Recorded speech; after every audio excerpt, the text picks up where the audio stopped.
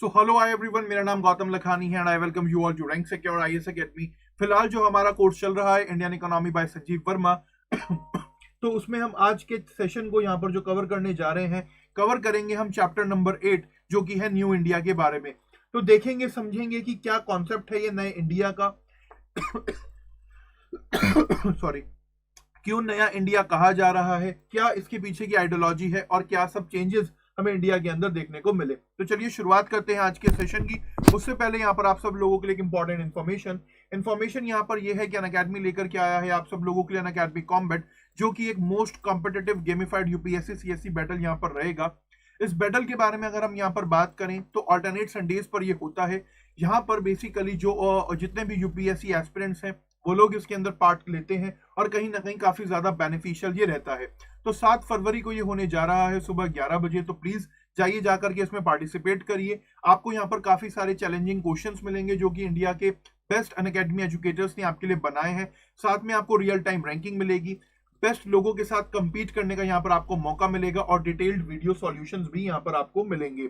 इसके अलावा यहाँ पर अगर हम बात करें तो लाइव स्कोर मिलेगा, लीडरशिप बोर्ड पर आपकी रैंकिंग आपको देखने को मिलेगी, बाकायदा रेटिंग्स आपको मिलेंगी अकॉर्डिंग टू योर परफॉर्मेंस और साथ में आपको अवार्ड्स भी मिलेंगे। प्राइजेस की यहाँ पर अगर हम बात करें तो फर्स्ट 3 रैंकर्स को जो है 3 मंथ्स का UPSC CSC GS plus subscription मिलेगा और जिन लोगों की रैंक 4 to 150 रहेगी उन लोगों को अमेजॉन की तरफ से गिफ्ट कार्ड भी मिलेंगे, 1000 रुपीज के वाउचर्स भी यहाँ पर मिलेंगे। 45 मिनट्स का आपको समय दिया जाएगा, 60 क्वेश्चंस आपको पूछे जाएंगे, 13 कॉम्बैट्स यहाँ पर होंगी और 6 सेक्शन से डिफरेंट ये क्वेश्चन पूछे जाएंगे। रिलेटिव स्कोरिंग यहाँ पर आपके सामने रहेगी और ऑल्टरनेट संडेज को आपको ये अनअकैडमी कॉम्बैट देखने को मिलेगा। तो यहाँ पर अगर हम बात करें फ्री ऑफ कॉस्ट जाकर के आप इसमें पार्टिसिपेट कर सकते हैं। पार्टिसिपेट करने के लिए यूज करिएगा हमारा रेफरल कोड रैंक10। तो चलिए शुरुआत करते हैं हमारे आज के सेशन की। देखते हैं कि जो हमारा चैप्टर नंबर 8 है जो कि बात यहाँ पर कर रहा है नए इंडिया की। तो ये नए इंडिया क्या क्या कॉन्सेप्ट है, क्यों हम ये शब्द नया इंडिया आज की डेट में हमारे भारत के लिए, हमारे देश इंडिया के लिए यूज करते हैं। तो चलिए शुरुआत करते हैं। देखिए अगर हम बात करें पिछले कुछ सालों की तो इन रिसेंट पास्ट हम क्या देखते हैं कि जो हमारी इकोनॉमी है, इंडियन इकोनॉमी, वो यहाँ पर काफी तेजी के साथ उसने बेसिकली क्या करा, हमें वो काफी तेजी के साथ ट्रांसफॉर्म होती हुई देखने को मिली।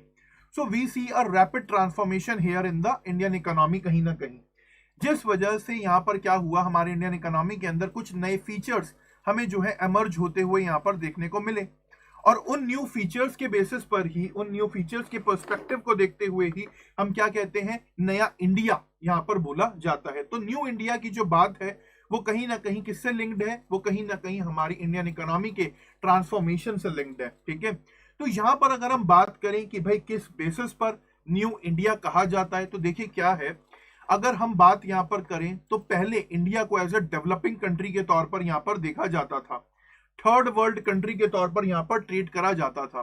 थर्ड वर्ल्ड का क्या मतलब है, देखिए हम सबको पता है कि जब सेकेंड वर्ल्ड वॉर के बाद जब चीजें यहाँ पर बदली तो 2 तरह के हमें वर्ल्ड देखने को मिले, एक था यूएसए लेड और दूसरा था यूएसएसआर लेड।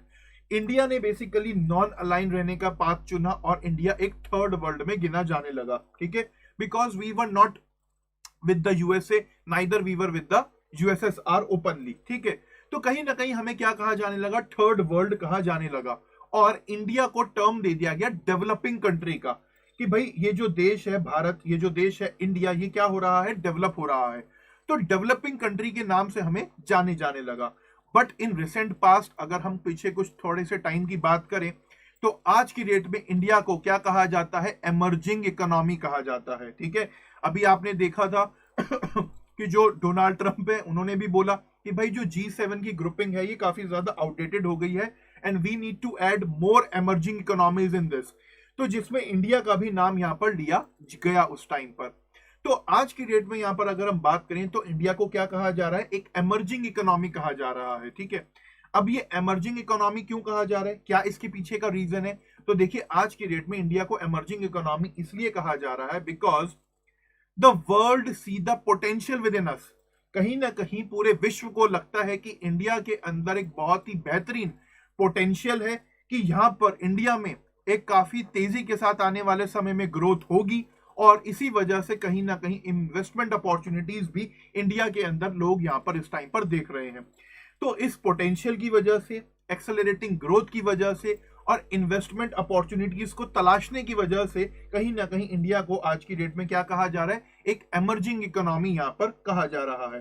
तो देखिए, अगर हम बात करें रेस्ट ऑफ द वर्ल्ड की, या कभी आपने हमारे प्रधानमंत्री श्री नरेंद्र मोदी जी को भी बोलते हुए सुना होगा, तो व्हाट ही से, वो कहते हैं कि जब लोग मेरे से मिलते हैं, जब मैं इंडिया के बारे में लोगों को बताता हूं, तो लोग इंडिया को ऐसे देखते हैं कि भाई इंडिया के पास सबसे ज्यादा पॉपुलेशन है और सबसे ज्यादा यूथ की पॉपुलेशन है। ठीक है, तो कहीं ना कहीं आपको यह समझने की नीड है कि जो हमारी ह्यूज पॉपुलेशन है, आज की डेट में वर्ल्ड उसे एज अ लाइबिलिटी नहीं देख रहा, वर्ल्ड उसे as a source of demand देख रहा है। ठीक है, तो कहीं ना कहीं आज की डेट में इंडिया हमारी पॉपुलेशन की वजह से एक बहुत बड़ा बाजार बन गया है। ठीक है, तो कहीं ना कहीं after China we are the second largest potential market for the world here. ठीक है, अब आपका एक एग्जांपल ले लीजिए, यहां पर एक छोटा सा, आप एक एंटरप्रेन्योर है, मिस्टर ए एक एंटरप्रेन्योर है अब इनके पास दो ऑप्शन है इन्वेस्ट करने के, ऑप्शन ए और ऑप्शन बी इनके पास है।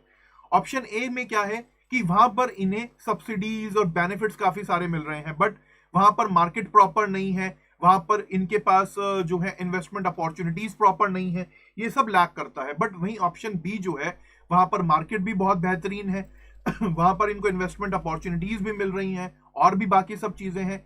तो मिस्टर बी कहां पर इन्वेस्ट करें, मिस्टर ए कहां पर इन्वेस्ट करेंगे, तो मिस्टर ए बी मार्केट के अंदर इन्वेस्ट करेंगे। देखिए, जो भी इन्वेस्टर होता है, जो कि बिजनेसमैन होता है, कहीं ना कहीं व्हाट दे एक्सपेक्ट, उनको चाहिए मार्केट। ठीक है, अब आप देखिए, जब हम अगर बात करें 19th सेंचुरी की, तो when in 18th 19th century we see rise of industrialisation in the Europe, तो कहीं ना कहीं हम क्या देखते हैं, जर्मनी हो गया, फ्रांस हो गया, स्पेन हो गया, इंग्लिश हो गए, ये सब लोग बाहर निकलते हैं, अपनी अपनी कंट्रीज से बाहर निकलते हैं। क्यों निकलते हैं बाहर क्यों जाते हैं ये, इंडिया में क्यों आते हैं, क्यों ये अफ्रीका को कॉलोनाइज करते हैं, just for the purpose of market. तो कहीं ना कहीं आज की डेट में भी जो पूरा का पूरा वर्ल्ड है, वो इंडिया को एक लार्जेस्ट पोटेंशियल मार्केट के तौर पर यहां पर देख रहा है कि इंडिया के अंदर जो सोर्स है, डिमांड है, वो काफी ज्यादा है, और कहीं ना कहीं जो आज की हमारी पॉपुलेशन है, वो लाइबिलिटी ना होकर के लोग उसे एज अ एसेट के तौर पर यहां पर देख रहे हैं। इसी वजह से इंडिया को एमर्जिंग इकोनॉमी का टाइटल आज की डेट में मिला है, और इंडिया को क्या कहा जाता है, एमर्जिंग इकोनॉमी यहां पर बोला जाता है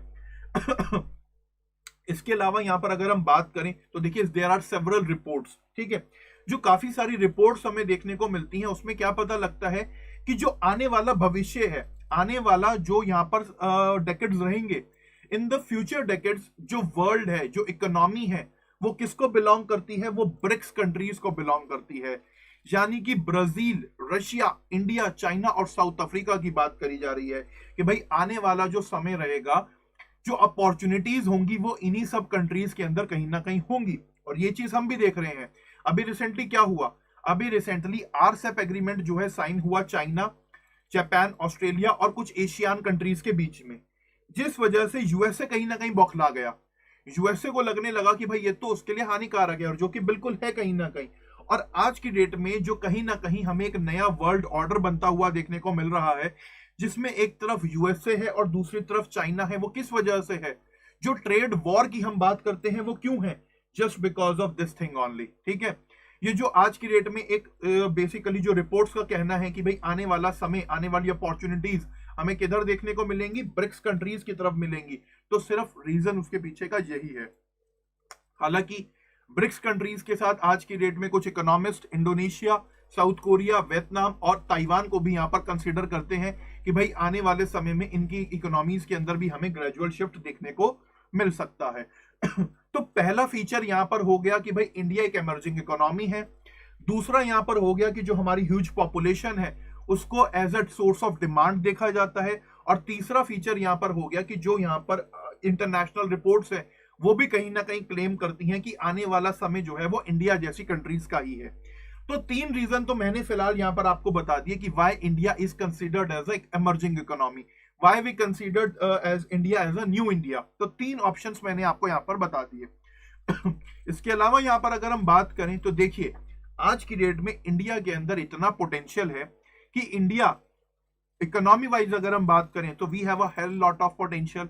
और कहीं ना कहीं इसी वजह से आज की डेट में जो ग्लोबल मैटर्स हमें देखने को मिलते हैं, ग्लोबल प्लेटफॉर्म्स के ऊपर कहीं ना कहीं इंडिया अपनी बात रख पाता है, ठीक है।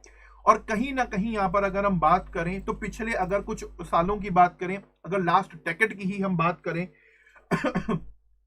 तो इंडिया को काफी बड़ी तादाद में जो है बेसिकली ग्लोबल प्लेटफॉर्म्स के ऊपर रिकॉग्नाइज करा जाता है, ठीक है। चाहे आप देख लीजिए न्यूक्लियर डील, या उसके बाद अब देख लीजिए आप रिसेंटली अगर हम एग्जांपल लें तो फिलहाल हम जो है यूएनएससी का नॉन परमानेंट मेंबर भी बने हैं। इसके अलावा यहाँ पर अगर हम बात करें तो अभी global partnership for artificial intelligence, उसका इंडिया एक फाउंडिंग मेंबर भी बना है। तो कहीं ना कहीं आज की डेट में इंडिया की जो बात है ग्लोबली वो सुनती है कंट्रीज की, हाँ इंडिया क्या कह रहा है। इंडिया जो एक मुद्दा है वो कहीं ना कहीं रेस्ट ऑफ द वर्ल्ड को कहीं ना कहीं इंपैक्ट करता है, जिस वजह से हम देखते हैं कि इंडिया के अंदर कुछ भी हो रहा है तो हमें कहीं ना कहीं उसकी हलचल हर तरफ देखने को मिलती है। तो ये सब कुछ कैरेक्टरिस्टिक्स है हमारे नए इंडिया की। साथ में यहाँ पर अगर हम बात करें तो आज की डेट में सरकार का जो एक मोटिव है, सरकार का जो एम है वो क्या है कि भाई हमारी इकोनॉमी को और ज्यादा नॉलेजेबल बनाना, ठीक है। और साथ में अगर बात करें इंडिया की तो आप सबको पता है इंडिया को विश्व गुरु आज से नहीं एंशिएंट टाइम से माना जाता है। तो कहीं ना कहीं सरकार भी इस सब चीजों को लेकर के काम कर रही है कि हाँ इंडिया की जो ग्लोबल नॉलेज है उसे और ज्यादा बढ़ाया जाए और सब वर्ल्ड को उससे फायदा पहुंचाया जाए। रिसेंटली अगर आप इसका एग्जांपल देखें तो आप यहाँ पर वैक्सीन से देख सकते हैं, जो अभी हमने कोविड-19 की वैक्सीन वगैरह बनाई, सो यू कैन सी कि किस तरीके से इंडिया उसको लेकर के यहाँ पर वैक्सीनेशन प्रोग्राम के अंदर एक इंपॉर्टेंट रोल प्ले कर रहा है। So you need to figure out all those things here कहीं ना कहीं, ठीक है। इसके अलावा जो सबसे बड़ा मुद्दा यहाँ पर आ जाता है जिसमें इंडिया को एक तरीके से एमर्जिंग इकोनॉमी के तौर पर देखा जा रहा है, वो ये है कि भाई हमारी जो इकोनॉमी है वो यंग है। अब यंग इकोनॉमी का क्या मतलब है? क्या हमारी इकोनॉमी जो है उसके बाल काले हैं?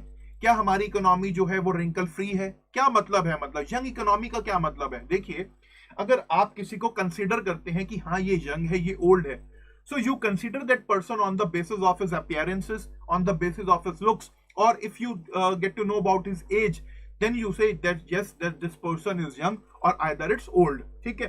तो कुछ पैरामीटर्स होते हैं जिनके बेसिस पर आप जो है क्या करते हैं, कंसीडर करते हैं किसी को यंग ओल्ड। अगर बात करें यंग इकोनॉमी की तो इंडिया को यंग इकोनॉमी के तौर पर कैसे प्रोजेक्ट करा जा रहा है, तो देखिए क्या है, जो हमारी 50% की पॉपुलेशन है, कहीं ना कहीं वो 50% तक की पॉपुलेशन जो है वो 25 साल से कम उम्र की है। इसके अलावा 70% of our population is under the 35 years. तो कहीं ना कहीं हमारे लिए एक ये यूनिक फीचर है, ठीक है। और यही चीज जो है कहीं ना कहीं चाइना लैक करता है, ठीक है। चाइना हमारे से पीछे कहां हो जाता है इस यंग इकोनॉमी के कॉन्सेप्ट में। इंडिया के अंदर तकरीबन 70% जो आबादी है हमारी, यानी कि somewhere around 100 crore peoples, they are near to the age of 35, यानी कि 35 साल से कम की उम्र के हैं। तो जो एक काफी बेनिफिशियल चीज हो जाता है। और वहीं अगर आप इसे ग्लोबली कॉन्ट्रास्ट में देखें, ग्लोबल फेनोमेना के कॉन्ट्रास्ट में देखें, तो कहीं ना कहीं बाकी सब जगहों पर हमें एजिंग वर्कफोर्स देखने को मिलती है, ठीक है। तो कहीं ना कहीं इंडिया को यह भी जरूरत नहीं है कि हाँ हमें सोशल सिक्योरिटी का ध्यान रखना है, हमारे यहाँ पर जो बूढ़ी ओल्ड एज जनसंख्या ज्यादा बढ़ रही है, सीनियर सिटीजन ज्यादा हो रहे हैं, तो उनका ध्यान रखना है। तो ये भी एक कहीं ना कहीं बहुत इंपॉर्टेंट फीचर यहाँ पर हो जाता है। तो ये सब भी आपको कहीं ना कहीं यहाँ पर समझने की नीड है। इसके अलावा तो जो हमारे डेमोग्राफिक डिविडेंड्स हैं, कहीं ना कहीं अगर हम इनको एक्सटेंसिव और इंटेंसिव एजुकेशन देते हैं और कहीं ना कहीं इनके स्किल डेवलपमेंट करते हैं, तो हम इसके बेनिफिट्स यहाँ पर उठा सकते हैं। तो इन्हीं सब फीचर्स की बेसिस पर जो है इंडिया को क्या कहा जा रहा है, एक न्यू इंडिया कहा जा रहा है, इमर्जिंग इकोनॉमी यहाँ पर कहा जा रहा है। इसके अलावा एक इंपॉर्टेंट चीज जो ये है, देखिए, as you all know that after 1991, जब इंडिया के अंदर 1991 में एलपीजी पॉलिसीज आई, लिबरलाइजेशन, प्राइवेटाइजेशन, ग्लोबलाइजेशन हुआ, तो कहीं ना कहीं उसका इंपैक्ट हमारी इकोनॉमी के अंदर बहुत बड़े लेवल पर देखने को मिला। After the LPG reforms we are the open market here, and before that we used to be a close economy. अब ओपन मार्केट और क्लोज इकोनॉमी का मतलब क्या है, तो देखिए आज की डेट में इंडिया को मार्केट इकोनॉमी कहा जाता है, यानी कि इंडिया के अंदर जो भी प्राइजेस वगैरह तय होते हैं, कहीं ना कहीं वो demand and supply market forces के बेसिस पर ही तय होते हैं, ठीक है। But there are certain exemptions also, जैसे कि इंडिया के अंदर फूड ग्रेन्स के प्राइस की बात करें तो उसे अभी हम मार्केट फोर्सेस के बेसिस पर तय नहीं करते, we consider it on the basis of minimum support price here. इसके अलावा यहाँ पर अगर हम बात करें पेट्रो गुड्स की, तो चाहे एलपीजी हो, केरोसिन हो, डीजल हो, कहीं ना कहीं उनके लिए भी एक अलग से प्राइस मैकेनिज्म है जो कि भारत सरकार फॉलो करती है। इसके अलावा फर्टिलाइजर्स के लिए भी कहीं ना कहीं ये सब चीजें हैं। और साथ में यहाँ पर अगर हम बात करें तो देखिए कुछ सर्टेन एरियाज ऐसे हैं जहां पर आज भी गवर्नमेंट जो है क्या करती है, प्राइस को रेगुलेट करती है, जो कि अभी मैंने आपको ये बताया, food grains, petrol and fertilisers. But जो रेस्ट ऑफ द हमारे प्रोडक्ट्स हैं, कुछ भी हो XYZ, वो कहीं ना कहीं मार्केट के बेसिस पर रहते हैं। बट पहले क्या होता था, पहले ये होता था कि भाई जो हमारी गवर्नमेंट है, सरकार जो है, वो प्राइजेस तय करती थी। बट आफ्टर 1991 जब हमारी इकोनॉमी ओपन हुई तो कहीं ना कहीं मार्केट फोर्सेस जो है इन सब चीजों को यहाँ पर डिटरमिन करती हैं। तो ये सब चीजें भी कहीं ना कहीं हमें देखने को मिल रही हैं। इन्हीं सब कारणों की वजह से, इन्हीं सब रीजंस की वजह से कहीं ना कहीं इंडिया को क्या कहा जा रहा है, एक एमर्जिंग इकोनॉमी कहा जा रहा है, एक नया भारत, न्यू इंडिया यहां पर कहा जा रहा है। इसके अलावा आप देखिए दो चीजें यहां पर आपको ध्यान में रखनी पड़ेंगी। पहला तो ये कि आज की डेट में जो ग्लोबल परसेप्शन है इंडिया को लेकर के, वो बदल रहा है। ठीक है, लोगों के मन में एक नया पर्सपेक्टिव यहां पर हमें देखने को मिल रहा है। दूसरी चीज यहां पर हमें क्या देखने को मिल रही है, जितने भी एडवांटेजेस है इंडिया के अंदर, हम इनको एजुकेशन से, स्किल फॉर्मेशन के साथ इनको क्या कर सकते हैं, अपॉर्चुनिटीज में बदल सकते हैं। और इन अपॉर्चुनिटीज में बदलने के बाद हम इनको अपनी स्ट्रेंथ के तौर पर यूज कर सकते हैं, ताकि आने वाले समय में हम इनका और ज्यादा फायदा उठा सके। ओके, सो ये था गाइस हमारा कुछ न्यू इंडिया के बारे में, और न्यू इंडिया के अलावा क्यों इंडिया को एज अ एमर्जिंग इकोनॉमी यहाँ पर अब देखा जाता है रेस्ट ऑफ द वर्ल्ड में, उसके बारे में। ठीक है, तो ये सब चीजें थी जिसको अभी मैंने यहाँ पर आपको डिस्कस करके बताया, समझाया। आई होप आपको सब चीजें क्लियर हो गई होंगी। अगर आपको क्लियर हो गई हैं तो प्लीज वीडियो को लाइक कर दीजिए, कमेंट सेक्शन में अपना फीडबैक दे दीजिए, और अगर आपका कोई भी डाउट है तो please make sure to comment in the comment section. अब मैं यहाँ पर आपके कुछ कमेंट्स ले लेता हूं, फिर हम बात करेंगे रियल इंडिया की और न्यू इंडिया की। ठीक है, इन चीजों को भी हम देखेंगे। कमेंट्स देख लेते हैं कुछ। पहला कमेंट है स्वाति का, a D10 suppose to form 10 most democratic country and India is become as a key interest for all over the world for FDI and FPI। बिल्कुल सही बात है आपकी। देखिए आफ्टर द कोविड-19 जो आपने यहाँ पर कमेंट करा है, second in term of FDI FPI, India override China also specially after कोविड-19। बिल्कुल सही बात है। कहीं ना कहीं कोविड-19 के बाद से जो है क्या हो रहा है, ecological balances, sorry economical balances change हो रहे हैं। कहीं ना कहीं जो बेसिकली यहाँ पर इंडिया है उसके अंदर लोग जो है क्या कर रहे हैं, इन्वेस्टमेंट अपॉर्चुनिटीज इस टाइम पर ढूंढ रहे हैं। ठीक है, global FDI UN report show India is rising by 11% and China rise just 4% and developed countries decline with 69%. Okay, that's good. Means developed nation investors are shifting to developing countries. That's the point. देखिए क्या है, हमेशा developed Nations जो हैं वो क्या करते हैं, डेवलपिंग कंट्रीज में ही पैसा लगाते हैं। क्यों? दो चीजें हैं, एक तो आ जाता है लेबर का होना, ठीक है, इजी एक्सेसिबिलिटी होना, और कहीं ना कहीं जो डेवलपिंग कंट्रीज हैं वो क्या करती हैं, बेनिफिट्स भी अलग से देती हैं। तो ये भी एक आपको समझने की नीड है यहाँ पर। ठीक है, what was the real reason behind this, तो ये भी आपको कहीं ना कहीं समझने की नीड है। Indeed Japan is the oldest economy, कहीं ना कहीं। एक ज्योत ग्रेवाल जी का कमेंट है, sir please explain Ramesh economics. Sure, we will consider it, but बात बिल्कुल ठीक है, बार बार आप उस कमेंट को ना करिए, एक बार में आपने लिख दिया, I can understand that. Sure.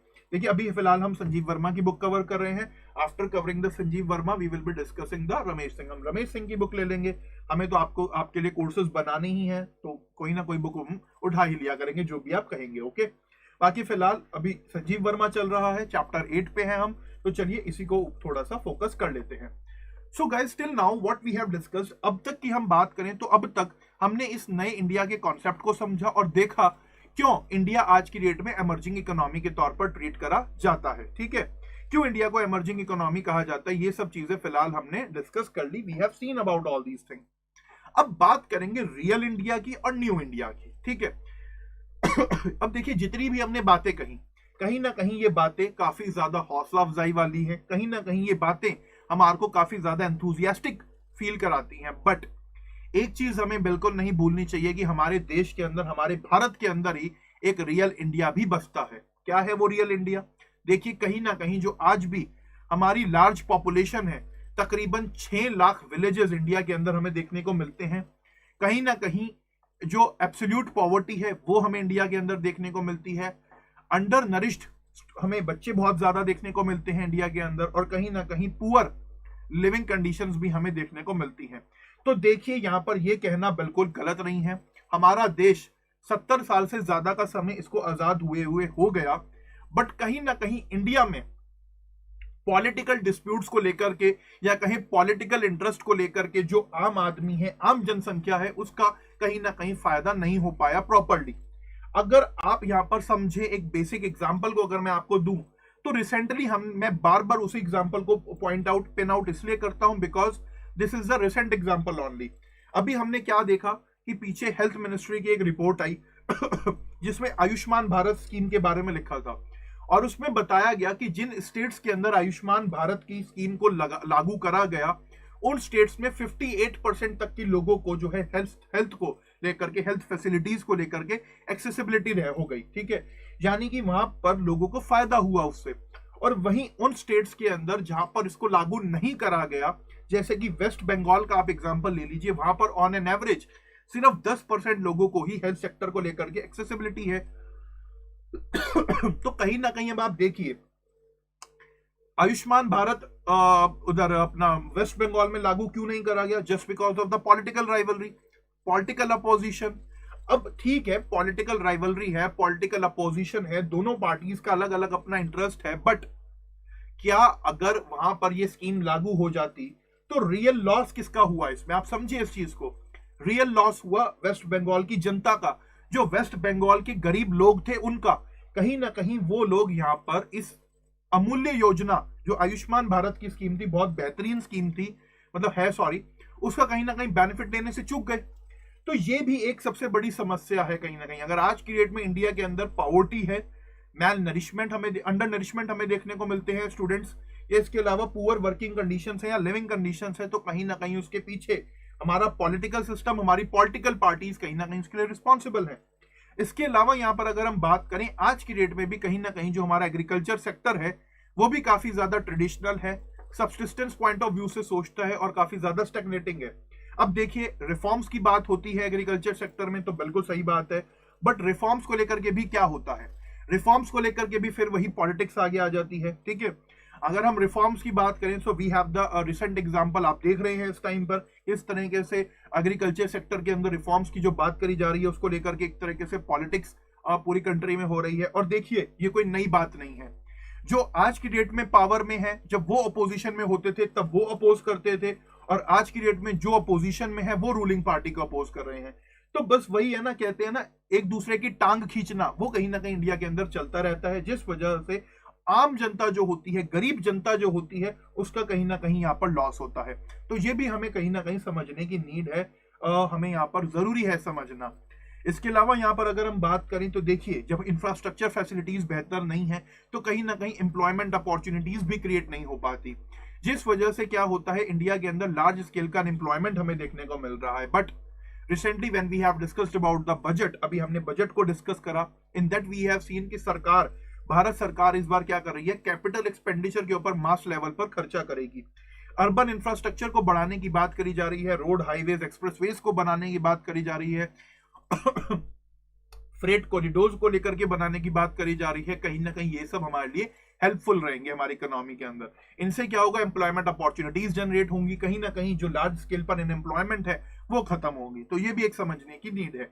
इसके अलावा यहाँ पर अगर हम बात करें तो जो लार्ज प्रपोर्शन है हमारी वर्कफोर्स का, वो आज की डेट में भी 90% की जो हमारी आबादी है वो कहीं ना कहीं कैजुअल वर्क, इनफॉर्मल सेक्टर के अंदर ही इन्वॉल्व है। सिर्फ 10% लोग ही हमें देखने को मिलते हैं इन फॉर्मल सेक्टर्स के अंदर, बट 90% की जो आबादी है वो इनफॉर्मल सेक्टर में है। और अभी रिसेंटली जब लॉकडाउन लगा तो हम सब लोगों ने विटनेस करा कि कैसे वही इनफॉर्मल सेक्टर सड़कों पर भटक रहा था, कैसे मजबूरन उस इनफॉर्मल सेक्टर को एक जगह से दूसरी जगह मूव करना पड़ा। अब देखिए, एक एग्जांपल लीजिए, समझने की बात है यहाँ पर। आपके घर में भी मेड आती होंगी, मेरे घर में भी जो डोमेस्टिक हेल्प है वो आती हैं। तो हमारे घर पे भी जब डोमेस्टिक हेल्प आई, तो जैसे कि हम सब ने देखा ऑल ओवर इंडिया, कहीं ना कहीं नरेंद्र मोदी जी ने जब बात करी तो उन्होंने कहा कि कोशिश करिए कि जो आपकी डोमेस्टिक हेल्प है या लोग जो आपके ऊपर डिपेंडेंट है उनको कहीं ना कहीं आप पे आउट करिए, उनको सैलरीज वगैरह दीजिए आप। ठीक है, so I guess most of the people did that. कहीं ना हमने भी दी अपनी डोमेस्टिक हेल्प को यहाँ पर अपनी सैलरीज वगैरह, भले ही वो आई नहीं, काम नहीं किया बिकॉज लॉकडाउन था, but there were certain examples जो लोग सड़कों के ऊपर हमें देखने को मिले, तो देखिए उस टाइम पर उनके एम्प्लॉयर्स ने क्या करा, उन्हें छोड़ दिया, ठीक है, कि भाई मैं पैसा नहीं दे सकता। तो कहीं ना कहीं जो हमारा इनफॉर्मल सेक्टर था वो उस टाइम पर सबसे ज्यादा क्या हो गया, वल्नरेबल यहां पर हो गया। तो ये एक सबसे बड़ा कारण है, सबसे बड़ी दिक्कत है कि इंडिया की जो large proportion of the work force है वो कहीं ना कहीं इनफॉर्मल सेक्टर के अंदर काम करती है। ये भी एक सबसे बड़ी समस्या है, सबसे बड़ी दिक्कत है। इसके अलावा यहाँ पर अगर हम बात करें तो देखिए जो हमारा सर्विस सेक्टर है कहीं ना कहीं काफी ज्यादा कंट्रीब्यूट करता है वो हमारे जीडीपी में। But on the other hand जो हमारी इकोनॉमिक डिपेंडेंस है, जो हमारी 70% आबादी है, वो डायरेक्टली और इनडायरेक्टली किस पे डिपेंड करती है, एग्रीकल्चर सेक्टर पे। और जो एग्रीकल्चर सेक्टर क्या है, काफी ज्यादा वल्नरेबल है, ठीक है। तो वो भी हम एक चीज डिस्कस कर चुके हैं पहले भी और अब भी मैं आपको बता रहा हूं। इसके अलावा कहीं ना कहीं ये कहना बिल्कुल ठीक है कि देखिए पिछले कुछ ईयर्स के अंदर in recent times we have seen an increased growth in India, but reforms भी हुए, ग्रोथ भी हुई, कहीं ना कहीं इंक्लूसिव ग्रोथ हमें देखने को यहां पर नहीं मिली, यानी कि उसका फायदा मासेस तक नहीं पहुंचा। जिस वजह से जो रियल इंडिया है वो कहीं ना कहीं आज की डेट में भी इंडिया के अंदर हमें देखने को मिलता है। और कहीं ना कहीं यहां पर अगर हम बात करें उस रियल इंडिया को पता ही नहीं है कि क्या इंडिया के लिए नई इंडिया की परिभाषा क्या आ चुकी है। आप जाइए गांव देहात में जाकर के पूछिए, किसी ऐसे इंडिविजुअल को पकड़िए जिसके पास खाने को खाना नहीं है, काम करने को कोई वर्क नहीं है, उससे पूछिए भाई नया इंडिया हो गया है, अब तो इंडिया डिजिटल हो गया है, इंडिया स्किल हो गया है, इंडिया के अंदर जो है बेसिकली यंग इकोनॉमी की बात करी जा रही है, उससे कोई मतलब नहीं है इस चीज से। रियल इंडिया को क्या चाहिए, काम करने हैं, उनको अपनी नेसेसिटीज पूरी करनी है। और कहीं ना कहीं आज की डेट में जो हमारी गवर्नमेंट, हमारी सरकार के पास सबसे बड़ा चैलेंज है वो क्या है कि भाई हम कहीं ना कहीं हमें इस रियल इंडिया को इंटीग्रेट करना पड़ेगा नए इंडिया के साथ, ठीक है। तो ये एक बहुत इंपॉर्टेंट सबसे बड़ा चैलेंज हमारे सामने है, भारत सरकार के सामने, हमारी स्टेट गवर्नमेंट्स के सामने। This is the biggest challenge that we have to integrate this real India into the new India. तो देखिए हमें कैसे करना पड़ेगा, हमें एक ऐसा स्फेयर बनाना पड़ेगा जिसमें हमें दोनों चीजों को लेना है, हमें न्यू इंडिया को भी लेना है और हमें रियल इंडिया को भी लेना है। यानी कि जो नई इंडिया से ग्रोथ हो, जो नई इंडिया के लिए रिफॉर्म्स हो, उसका बेनिफिट कहीं ना कहीं कहां आए, घूम करके कहीं ना कहीं रियल इंडिया को आए। So we need to look towards the inclusive growth, we need to develop sustainably. तो ये सब चीजें कहीं ना कहीं हमें देखनी है। तो नए इंडिया की परिभाषा में हमें रियल इंडिया को नहीं भूलना है और उसको भी साथ लेकर के चलना है, ठीक है। तो ये था पूरा का पूरा कॉन्सेप्ट नए इंडिया का और रियल इंडिया का, ठीक है। So till now we have discussed about new India as well as the real India. अब मैं आप लोगों के कुछ कमेंट्स देख लेता हूं, मीनवाइल फिर आगे चलेंगे, हमारे सेशन को कंटिन्यू करेंगे। कमेंट है यहाँ पर स्वातिका, sufferance by only citizen for these political dispute specially poor citizen vulnerable section of the society. बिल्कुल सही बात है, बिल्कुल ठीक बात लिखी है यहाँ पर आपने।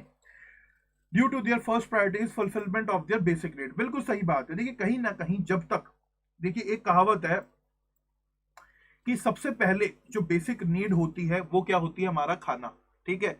तो देखिए जो बड़ी बड़ी बातें होती हैं, चाहे पॉलिटिक्स की हो, चाहे आइडियोलॉजी की हो, चाहे किसी भी चीज के हो, तो कहीं ना कहीं वो सब बातें कब निकल करके आती हैं, जब हमारा पेट भरा हुआ होता है। अगर हमारे पास खाने को खाना नहीं है तो we can't talk about all these things.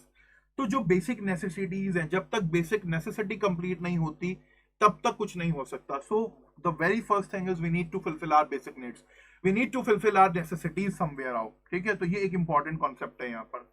तो देखिए अब जो ये नया इंडिया के बारे में हमने पढ़ा, तो भारत सरकार ने, गवर्नमेंट ऑफ इंडिया ने काफी सारे इनिशिएटिव्स लिए, क्या करने के लिए कि भाई ये जो नया इंडिया है इसको और ज्यादा बेहतर करा जा सके, गवर्नेंस को और ज्यादा बेहतर करा जा सके और इस नया इंडिया को इकोनॉमिक ग्रोथ की तरफ लेकर के जाया जा सके, ठीक है।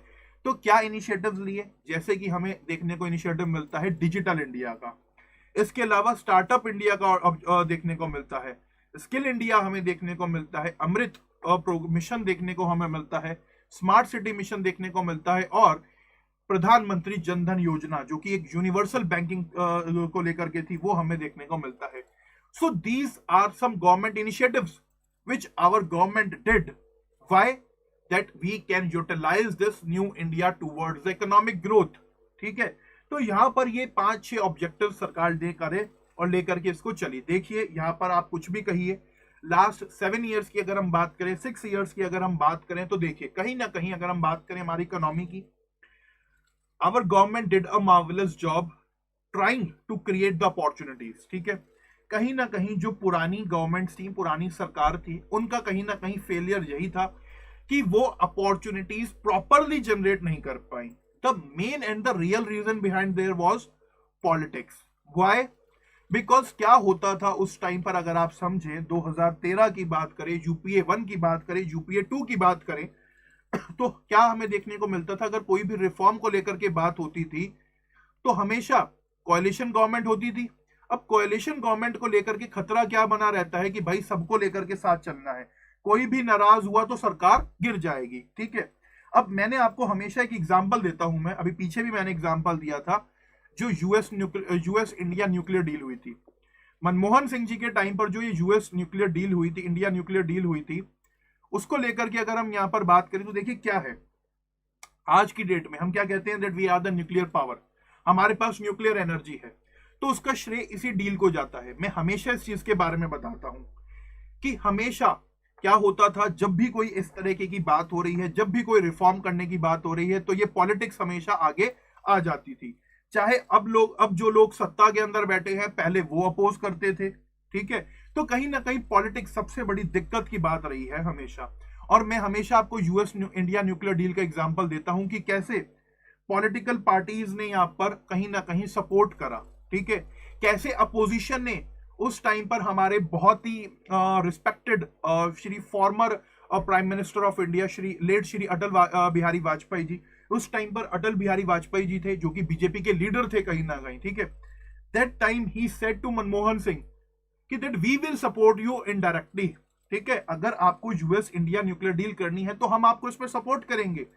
तो उस टाइम पर पॉलिटिकल एथिक्स कुछ अलग थे, और आज की डेट की अगर हम बात करें so there are some different political ethics. ठीक है, अब आज की डेट में क्या हो रहा है इंडिया में, प्रधानमंत्री को चोर कहा जा रहा है और प्रधानमंत्री रूलिंग पार्टी की तरफ से अपोजिशन को चोर कहा जा रहा है। तो बस ये टांग खींचने का कॉन्सेप्ट आज की डेट में चल रहा है, और कहीं ना कहीं इंडिया के अंदर जो इतनी सारी आज की डेट में हमें प्रॉब्लम्स देखने को मिल रही हैं, चाहे यूनिटी को लेकर के या बाकी सब चीजों को लेकर के, वो इसी का कारण है। So we need to see the example of the US India nuclear deal. आप जाइएगा, कभी पढ़िएगा इसके बारे में। मैं हमेशा कहता हूं, लास्ट सेशन में भी मैंने आपको इसके बारे में बताया था कि कैसे हमारी पॉलिटिकल पार्टीज इस डील के लिए साथ हुई, कैसे समाजवादी पार्टी के लीडर श्री मुलायम सिंह जी यादव, वो गए किन के पास, वो गए सीधा सीधा एपीजे अब्दुल कलाम के पास और जाकर के पूछा कि देखो हमें तो कोई डील के बारे में अंदाजा नहीं है, आप बताइए क्या इसमें यहाँ पर फायदा होगा। ठीक है, तो ये चीज भी आपको समझने की नीड है कहीं ना कहीं, तो ये भी एक पॉइंट है। अब चलते हैं आगे की तरफ, देखते हैं जो गवर्नमेंट ऑफ इंडिया ने कुछ प्रोग्राम्स लाई हैं उसके बारे में। कमेंट देख लेते हैं यहाँ पर, right you explained earlier also, yes I have explained earlier also. Swati का यहाँ पर comment, no Modi sir never did this चोर एंड ऑल। स्वाति आप समझ नहीं रही, मैंने क्या कहा, मैंने कहा कि जो अपोजिशन पार्टीज है वो प्रधानमंत्री को चोर कह रहे हैं, यानी कि जो अपोजिशन में लोग बैठे हैं वो प्राइम मिनिस्टर को चोर कह रहे हैं, ये बात मैंने बोली। और जो रूलिंग पार्टी है वो उनको ब्लेम कर रही है चीजों को लेकर के, ये बात मैंने बोली। मैंने ये नहीं कहा कि मोदी जी चोर कह रहे हैं किसी को, I haven't said about this thing, that's what I had said. आप चाहे जाकर के पीछे रिवर्स करके देख लीजिए, आपको देखने को मिलेगा मैंने क्या कहा। मैंने कहा अपोजिशन बोलता है प्रधानमंत्री को चोर, ये बात मैंने बोली। आपने देखा होगा 2019 में तो पूरा का पूरा स्कैम चल रहा था कि पीएम चोर है, प्रधानमंत्री चोर है, फिर उनके बाद उनका आया कि मैं भी चौकीदार, ऐसे करके।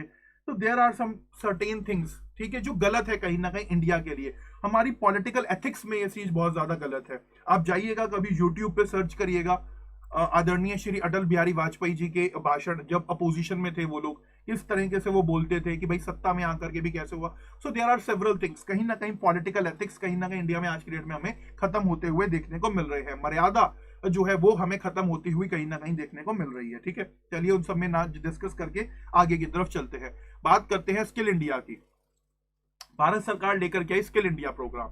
हमारे honourable prime minister Narendra Modi ji ने 15 जुलाई 2015 को क्या करा, यहां पर स्किल इंडिया प्रोग्राम शुरू करा और उसमें तय करा गया कि भाई तकरीबन 40 करोड़ लोगों को जो है डिफरेंट स्किल्स यहां पर दी जाएंगी 2022 तक।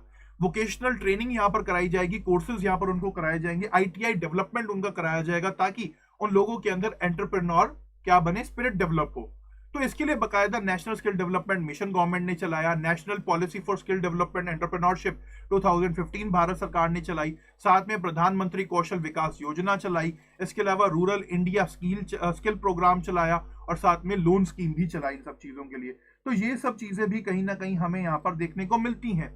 तो भारत सरकार ने, जैसे कि मैंने आपको बताया कि यंग इकोनॉमी है हमारी, और उस यंग इकोनॉमी को, नए इंडिया को हम अगर स्किल कर देंगे, स्किल डेवलपमेंट उसका करेंगे, तो क्या होगा, कहीं ना कहीं हमारी इकोनॉमी को की जो ये लोग हैं उसको हम अपॉर्चुनिटी के तौर पर यूज कर पाएंगे।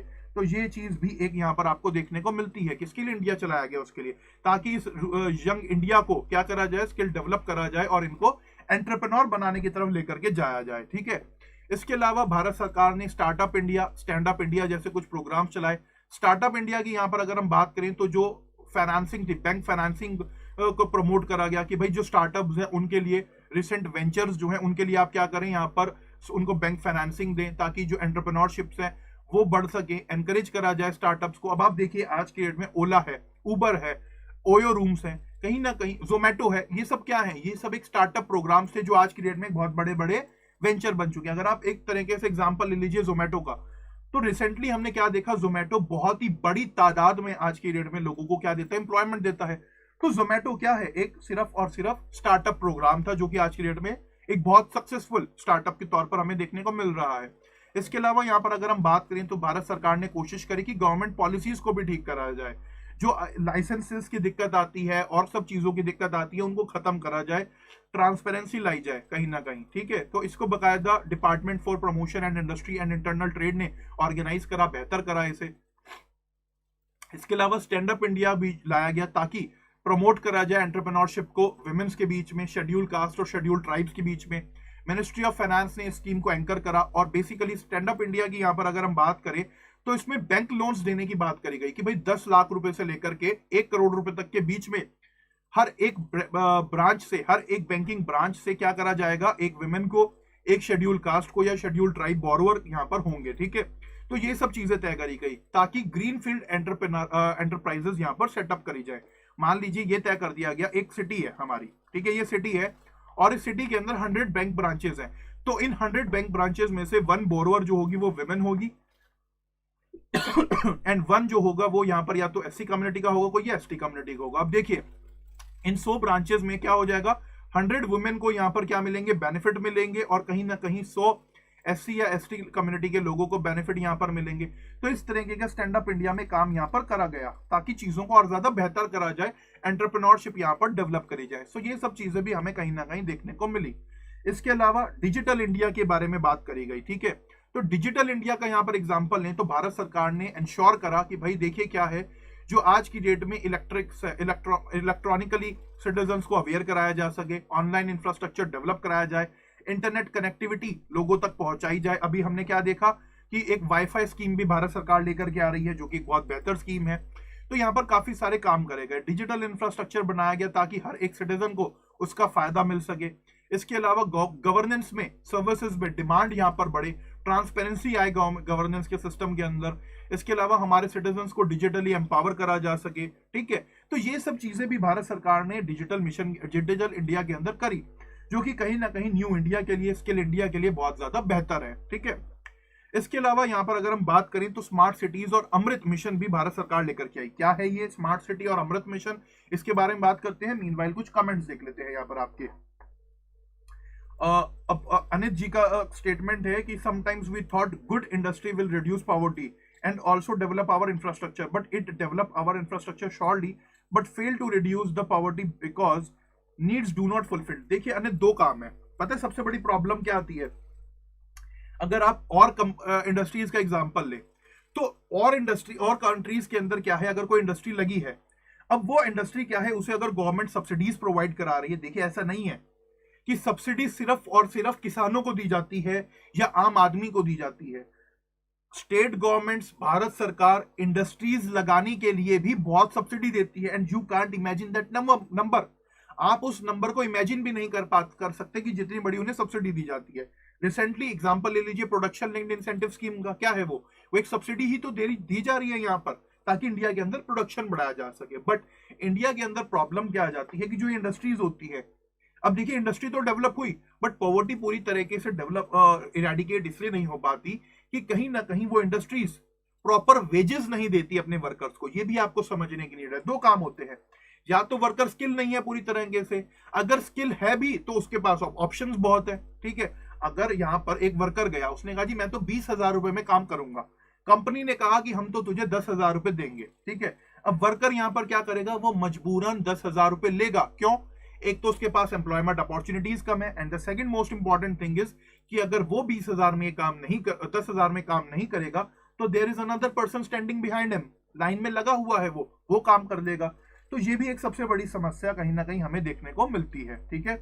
अब कुछ कमेंट और देख लेते हैं। शगुन जी का कमेंट है, सर अटल जी फॉलोज राज धर्म। बिल्कुल सही बात है। पहले की लीडरशिप के अंदर पॉलिटिकल एथिक्स हुआ करते थे, और उसका जीता जागता एग्जाम्पल जो हुआ करते थे वो थे हमारे अटल बिहारी वाजपेयी जी, कहीं ना कहीं उसका एग्जाम्पल हुआ करते थे। Okay, gig economy is rising during pandemic, globally countries are supporting to gig economies due to the large number of opportunity for all section society, educated as well as less educated. देखिए जरूरी यही है कि हमें हर एक section को यहाँ पर जो है क्या करना चाहिए, प्रमोट करना चाहिए, ठीक है। अब बात करते हैं यहाँ पर स्मार्ट सिटीज और अमृत प्रोग्राम की।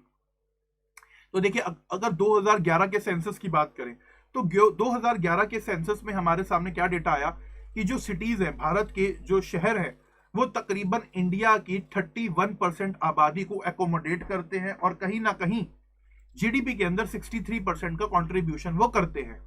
जो अर्बन एरियाज हैं उसके अंदर तकरीबन 40% हमारे लोग, इंडिया की पॉपुलेशन रहती है, और कहीं ना कहीं ये अर्बन एरिया रहेगी 2030 तक, और कहीं ना कहीं ये जीडीपी को 75% तक क्या करेंगे, कंट्रीब्यूट करेंगे। तो 2011 का डेटा अगर हम देखें तो उसमें कहा गया कि भाई 31% आबादी रहती है और जीडीपी में 63% का कंट्रीब्यूशन है, और बोला गया कि 2030 तक ये आबादी बढ़कर के 40% हो जाएगी और जीडीपी में कंट्रीब्यूशन इसका 75% हो जाएगा। ये बात यहां पर बोली गई। तो देखिए इस चीज के लिए जरूरत क्या थी कि हमें कॉम्प्रिहेंसिव डेवलपमेंट करना था, फिजिकल, इंस्टीट्यूशनल, सोशल और इकोनॉमिक इंफ्रास्ट्रक्चर को लेकर के। क्या करना था, हमें लोगों की क्वालिटी ऑफ लाइफ को इंप्रूव करना था। क्वालिटी ऑफ लाइफ लोगों की बढ़ेगी तो इससे से ज्यादा लोग अट्रैक्ट होंगे और इन्वेस्टमेंट बढ़ेगा। अब एक चीज बताइए, एक ऐसी सिटी है जहां पर इंफ्रास्ट्रक्चर डेवलप नहीं है, बेहतर चीजें नहीं है, क्या वहां बिग बाजार आएगा? बिल्कुल नहीं आएगा। बिग बाजार कहाँ आएगा? अच्छी बढ़िया सिटीज में आएगा जहां पर पॉपुलेशन भी है, लोगों का लाइफस्टाइल भी है। तो ये सब करना था। इसके लिए बकायदा भारत सरकार ने क्या करा, स्मार्ट सिटीज मिशन लाया गया। एक नया flagship initiative government of India ने शुरू करा, जिससे इकोनॉमिक ग्रोथ भी हो और साथ में जो लोगों की क्वालिटी ऑफ लाइफ है, स्टैंडर्ड ऑफ लिविंग है, उसको भी इंप्रूव करा जा सके। साथ में यहाँ पर कैसे करा जाए, लोकल डेवलपमेंट करी जाए, टेक्नोलॉजी को डेवलप करा जाए, जिससे कि हमारे सिटीजन्स को उसका बेनिफिट मिले। सॉरी। तो बेसिकली इस मिशन में क्या करा गया, 2015 से लेकर के 2020 तक का टाइम चुना गया और कहा गया कि भाई 100 सिटीज को कवर करा जाएगा।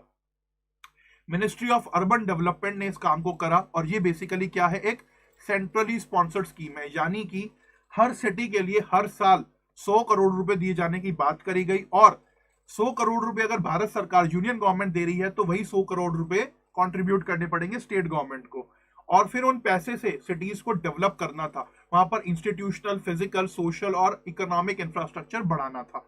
ये सब काम करने की यहाँ पर बात करी गई स्मार्ट सिटीज मिशन के अंदर। पूरी एक बकायदा 100 लिस्ट आई थी। हालांकि ग्राउंड के ऊपर क्या हुआ क्या नहीं हुआ वो सब चीजें अलग है, I am not going into that, but सरकार ये चीज लेकर के आई। इसके अलावा भारत सरकार ने अमृत मिशन भी लाया। क्या है ये अमृत मिशन, इसकी फुल फॉर्म देख लीजिए। तो इस मिशन की फुल फॉर्म है Atal mission for rejuvenation and urban transformation. तो ये जो मिशन था बेसिकली ये जून 2015 में शुरू करा गया हमारे प्रधानमंत्री नरेंद्र मोदी जी के द्वारा। इस स्कीम का काम क्या था कि भाई जो सिविक एमिनिटीज होती है ना बेसिकली अर्बन एरियाज के अंदर, जिनसे क्वालिटी ऑफ लाइफ इंप्रूव होती है, क्या क्या होती है, बेहतर सीवेज नेटवर्क हो, बेहतर हमें वाटर सप्लाई मिले, तो इन सब चीजों का ध्यान रखना था। तो अमृत स्कीम का जो बेसिक एक फंडा था वो क्या था कि बेहतर सीवेज नेटवर्क्स बनाए जाए, वाटर सप्लाई को बेहतर करा जाए अर्बन एरियाज में, और बेसिकली जो अर्बन रिवाइवल प्रोजेक्ट्स के तौर पर इसको यूज करा जाए। इसके अलावा स्वच्छ Bharat mission, housing for all, water supply, sewerage, ये सब चीजों को भी यहाँ पर जो है कहीं ना कहीं लिंक करा गया अमृत मिशन के साथ। अमृत मिशन के जो मेन ऑब्जेक्टिव थे वो क्या थे कि भाई एक तो प्रॉपर सप्लाई मिले वाटर की और सीवेज कनेक्शन प्रॉपर रहे। इसके अलावा green and well maintain parks वगैरह डेवलप करे जाएं ताकि हेल्दी एनवायरनमेंट बने सिटीज के अंदर। पॉल्यूशन को कंट्रोल करने की बात करी गई, उसके लिए पब्लिक ट्रांसपोर्ट को बेहतर करने का काम करा गया। साथ में यहाँ पर अगर हम बात करें तो तकरीबन 500 सिटीज को इसके अंदर कवर करने की बात कही जा रही थी। तो ये सब चीजें हुई अमृत मिशन के अंदर, काफी सब काम हुए। और इस बार भी अगर हम बात करें तो बजट में हमने देखा है कि अर्बन इंफ्रास्ट्रक्चर के लिए मेट्रो न्यू, मेट्रो लाइट, कैसी कैसी परियोजनाओं के बारे में भारत सरकार बात कर रही है और क्या क्या चीजें यहाँ पर होंगी। तो ये सब चीजें भी हमें कहीं ना कहीं देखने को मिलती हैं। तो देखिए, अगर आपका किसी का यहाँ तक कोई भी डाउट है तो प्लीज डाउट अपना कमेंट सेक्शन में आप मेरे से पूछे। अदरवाइज कोई डाउट नहीं है और आपने वीडियो को अभी तक लाइक नहीं करा है तो please make sure to like the video, क्योंकि आपके लाइक करने से हमें एक मोटिवेशन मिलता है। और साथ में आपको समझ आ गया है तो भी एक बार कमेंट सेक्शन में बताएं that everything is clear, because मुझे पता लगे कि हाँ आपको चीजें समझ आ रही है। कहीं ऐसा ना हो कि मैं बोले जा रहा हूं और आपको समझ ना आ रहा हो। तो please make it clear in the comment section, okay. Participate करा करिए प्लीज। तो चलिए बात करते हैं फाइनल योजना की। देखिए क्या है, सब चीज ठीक है, इंफ्रास्ट्रक्चर डेवलपमेंट भी ठीक है, पानी प्रोवाइड कराना भी ठीक है, हाईवेज बनाना भी ठीक है, बट जो मोस्ट इंपॉर्टेंट चीज रहती है वो रहती है बैंकिंग, ठीक है। तो बैंकिंग का होना बहुत ज्यादा जरूरी है। तो यहां पर सरकार लेकर के आई प्रधानमंत्री जनधन योजना। 28 अगस्त 2014 को प्रधानमंत्री जनधन योजना लॉन्च करी गई। इसका बेसिक फंडा क्या था कि भाई यहां पर जो फाइनेंशियल सर्विसेज है, चाहे रेमिटेंस हो गया, क्रेडिट हो गया, इंश्योरेंस हो गया, पेंशन हो गया, बैंकिंग सेविंग सर्विसेज हो गई, इनको अफोर्डेबल मैनर में हर एक इंडिविजुअल तक को पहुंचाना। तो प्रधानमंत्री जनधन योजना की अगर हम बात करें तो 6 पिलर्स के ऊपर ये योजना काम करती है। पहला तो क्या, universal access to banking services की बात करती है ये, कि हर एक इंडिविजुअल को बैंकिंग सर्विस का क्या मिले, एक्सेस मिले। इसके अलावा हर एक इंडिविजुअल का अपना सेविंग बैंक अकाउंट हो, ओडी लिमिट उसे दी जाए 10,000 रुपए तक की, ये भी बात करी गई। साथ में जो फाइनेंशियल लिटरेसी प्रोग्राम है वो यहाँ पर शुरू करा गया, एटीएम का इस्तेमाल लोगों को कराया जाए, सेविंग्स वगैरह लोग करें, क्रेडिट फैसिलिटी बढ़ाई जाए, ये सब चीजें भी करी गई। इसके अलावा creation of credit guarantee fund भी यहाँ पर बात करी गई कि भाई यहाँ पर एक क्रेडिट गारंटी फंड बनाया जाएगा। इंश्योरेंस देने की बात करी गई, उस इंश्योरेंस में बकायदा 1 लाख रुपए तक का एक्सीडेंट कवर और इसके अलावा लाइफ कवर भी मिला लोगों को। तो ये सब चीजें कहीं ना कहीं हमें देखने को मिली। और इसका सिंपल तौर पर अगर हम बात करें तो अनऑर्गेनाइज सेक्टर को काफी बड़े लेवल पर इसका फायदा हुआ। And second important thing about this scheme was प्रधानमंत्री जनधन योजना वॉज, जो आज की डेट में हमें डायरेक्ट बेनिफिट ट्रांसफर देखने को मिलते हैं, डायरेक्ट बेनिफिट कैश ट्रांसफर्स देखने को मिलते हैं। बेसिकली जो भारत सरकार सब्सिडी वगैरह प्रोवाइड कराती है वो इसी वजह से कहीं ना कहीं एक्सेस हो पाया। तो ये सब भी कहीं ना कहीं रिस्पॉन्सिबल है। तो अगर आप यहाँ पर प्रधानमंत्री जनधन योजना को देखें तो प्रधानमंत्री जनधन योजना की अगर हम बात करें तो there are several aspects covering this scheme. पहली चीज तो क्या, लोगों ने सेविंग्स करना सीखा, लोगों को बैंक्स में एक्सेस मिल गई। इसके अलावा क्या, ट्रांसपेरेंसी आई सिस्टम के अंदर, जो यहाँ पर सरकार लोगों को बेसिकली सब्सिडीज वगैरह दे रही है वो सीधा बैंक अकाउंट में जाने लगी। कहीं ना कहीं ट्रांसपेरेंसी आई चीजों को लेकर के, इससे करप्शन कम हुआ। So there are several aspects जो इस स्कीम ने कवर करे कहीं ना कहीं। तो ये सब आपको समझना जरूरी है। देखिए हमेशा एक चीज याद रखिए, आपने एक योजना पढ़ी, पढ़ करके खत्म कर दी, ऐसा नहीं करना। You need to look from the different prism कि हाँ इसके और क्या बेनिफिट्स हो सकते हैं। You need to be curious about it, आपको पता होना चाहिए कि क्या क्या और बेनिफिट हो सकते हैं, ठीक है। तो ये अभी 4 बेनिफिट तो मैंने आपको बता दिए, बाकी अगर आप और डिटेल में पढ़ेंगे तो और बेनिफिट्स भी आपको मिल जाएंगे, ठीक है। सो आज के सेशन में इतना ही गाइस। आज के सेशन की अगर हम बात करें so in our today's session we have seen about the concept of the new India, कि क्यों हमारे इंडिया को, भारत को नया इंडिया कहा जाता है, क्यों इसको एक इमर्जिंग इकोनॉमी के तौर पर ट्रीट करा जाता है। फिर रियल इंडिया की बात करी कि क्या जरूरत है हमें इंक्लूसिव ग्रोथ की, why inclusive growth is required. After that, we have discussed about several programs of Government of India, initiatives of Government of India, and at the end we have seen कि क्या क्या programmes Bharat सरकार ने चलाए ताकि यहाँ पर न्यू इंडिया को और ज्यादा बेहतर करा जाए, लोगों को और ज्यादा बेनिफिट पहुंचाया जाए। सो आज के सेशन में इतना ही गाइस। आज के सेशन में हमने chapter number 8 Sanjeev Verma book का डिस्कस करा है। कल का जो हमारा सेशन रहेगा, in our tomorrow session we will be discussing about chapter number 9।